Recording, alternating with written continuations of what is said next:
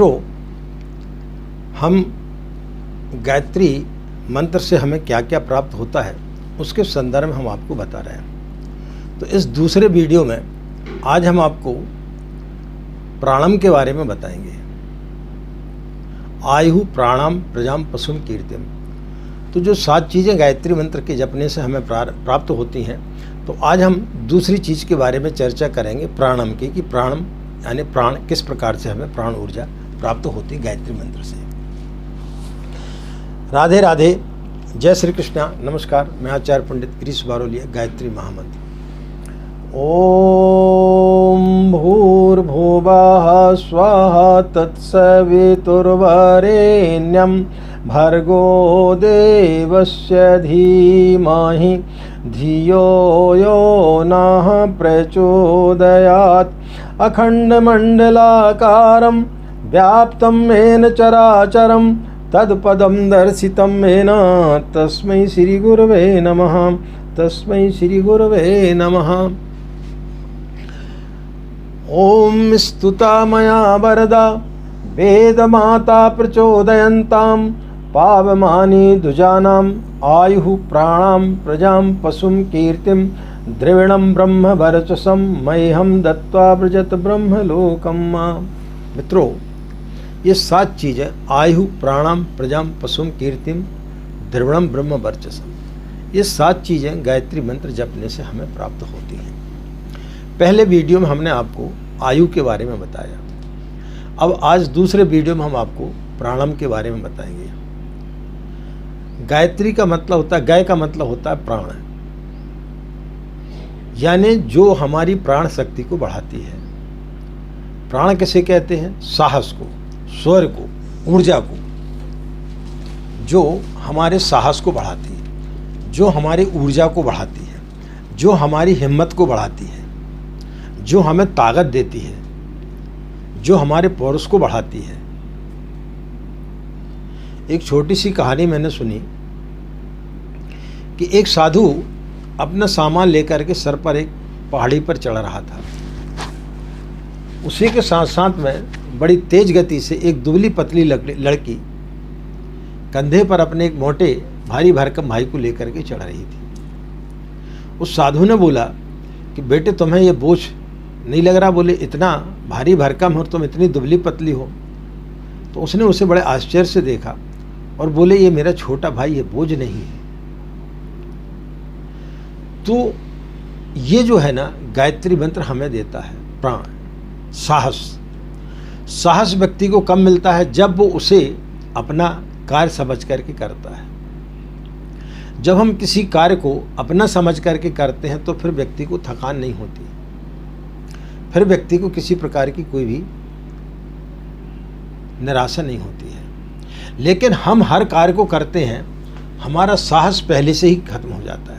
हम किसी भी कार्य को प्रारंभ करते हैं, बड़ी उससे करते हैं मनोयोग से, और फिर उसके बाद में धीरे धीरे हमारा साहस ठंडा हो जाता है।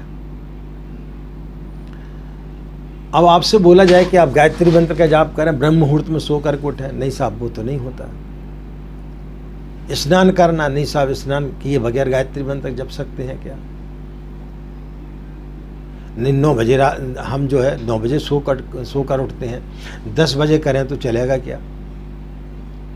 कोई भी संकल्प लेते, बीड़ी पीते, सिगरेट पीते, दारू पीते हैं, संकल्प लेते, लेकिन वो पूरे नहीं होते हैं, क्योंकि हमारी प्राण ऊर्जा, हमारी प्राण शक्ति जो है वो मजबूत नहीं है। लेकिन जो गायत्री का साधक होता है, उसकी प्राण ऊर्जा मजबूत होती है, उसकी संकल्प शक्ति दृढ़ होती है। वो किसी भी प्रकार का कोई भी संकल्प ले लेता है, वो पूरे होते हैं। उसके संकल्प कभी अधूरे नहीं रहते, क्योंकि वो गायत्री उसे देती है प्राण ऊर्जा। लेकिन जो व्यक्ति गायत्री का जाप नहीं करता या कुछ भी नहीं करता, तो उसकी प्राण ऊर्जा कमजोर होती है। एक संत जो है एक जगह से निकले, 3 लोग पत्थर फोड़ रहे थे, शायद कोई मंदिर बन रहा था। उन्होंने एक से पूछा कि क्या कर रहे भाई? बड़े क्रोध से भरा हुआ था, बोले, अंधा है कि देख नहीं रहा? पत्थर फोड़ रहा हूँ। दूसरे व्यक्ति के पास गए, बोले भाई क्या कर रहा है? बड़ी लंबी सांस लेते हुए बोला कि पत्थर फोड़ रहा हूँ, क्योंकि पत्थर नहीं फोड़ूंगा, काम नहीं करूंगा तो मेरे परिवार का भरण पोषण कैसे होगा।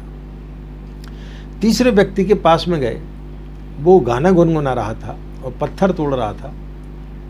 उससे पूछा भाई क्या कर रहा? बोले भगवान का मंदिर बना रहा हूं। तो गायत्री आपको तीसरी जगह पर ले जाती है।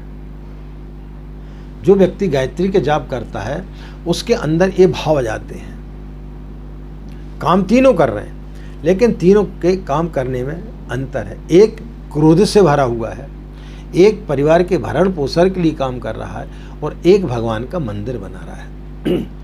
तो जब हम गायत्री का जाप करते हैं तो फिर हमें प्राण शक्ति मिलती है। कब हम सो करके उठ जाते हैं हमें पता नहीं चलता, कब हम जाप करना प्रारंभ कर देते हैं हमें ऊर्जा वो मिलती है। लेकिन यदि आप जाप कर रहे हैं और आपके अंदर इस प्रकार की घटनाएं नहीं घट रही तो फिर समझो कि आप गायत्री का सही तरीके से जाप नहीं कर रहे। यदि आप गायत्री का सही तरीके से जाप करेंगे तो आपके अंदर प्राण ऊर्जा निश्चित रूप से आएगी, आपके अंदर साहस आएगा, आपकी संकल्प शक्ति बढ़ेगी। हमने अपने जीवन में किसी भी प्रकार का कोई भी कठिन से कठिन यदि संकल्प ले लिया हो तो वो संकल्प हमारा पूरा होता है। आज तक कभी ऐसा नहीं हुआ कि हमने कोई संकल्प लिया हो और वो हमने पूरा ना किया हो। ये क्या है? ये गायत्री की देन है। गायत्री आपके प्राण शक्ति को मजबूत करती है, आपको साहस देती है, आपको हिम्मत देती है, आपकी संकल्प शक्ति को प्रगाढ़ करती है। तो दूसरी चीज गायत्री मंत्र आपको क्या देता है? प्राणम, यानी आपकी प्राण ऊर्जा को ताकतवर बनाती है, आपको साहसवान बनाती है, आपको बड़ी से बड़ी कठिनाइयों में वो हिम्मत देती है कि आप उससे लड़ सकें। हर व्यक्ति के जीवन में कोई ना कोई परेशानी जरूर आती है, लेकिन एक व्यक्ति उसको सहजता से स्वीकार कर लेता है, एक व्यक्ति रोते हुए स्वीकार करता है। समय दोनों का निकल जाता है, लेकिन एक ने रोते हुए निकाल दिया और एक ने अपने साहस की भांति उसको हंसते हंसते निकाल दिया। तो ये गायत्री मंत्र करता है। आपके ऊपर कोई मुसीबत आती है, वो साहस के से धैर्यपूर्वक उसका सामना करता है और हंसी खुशी उससे निकल जाता है। तो दूसरी चीज़ जो है वो गायत्री के साधक को गायत्री के द्वारा प्राप्त होती है। तो आशा मित्रों, आज हमने आपको प्राणायाम के बारे में बताया, आपको यह जानकारी अच्छी लगी होगी। इसी श्रृंखला में अब आगे हम आपको तीसरी चीज़ के बारे में बताएंगे। और यदि आपको हमारे वीडियो अच्छे लगते हैं, आपको हमारे विचार अच्छे लगते हैं, जो कि हमारे नहीं परम पूज्य गुरुदेव के विचार हैं, आप उन्हें जन जन तक फैलाएं, लोगों को ज़्यादा से ज़्यादा शेयर करें, तो ये भी एक गुरु का कार्य होगा। और यदि आप हमारे चैनल से नए जुड़े हैं और आपको हमारे विचार अच्छे लगते हैं, आपको लगता है कि इस चैनल को सब्सक्राइब करने चाहिए, तो फिर उसमें आप कृपणता न करें, सब्सक्राइब जरूर कर लें। इन्हीं कामनाओं के साथ में कि आपका दिन मंगलमय हो, आप लोग खुश रहें, मस्त रहें, माँ गायत्री का असीम कृपा इसी प्रकार आप लोगों पर बनी रहे। आज इतना ही, हमें आज्ञा दें। नमस्कार, ओम शांति।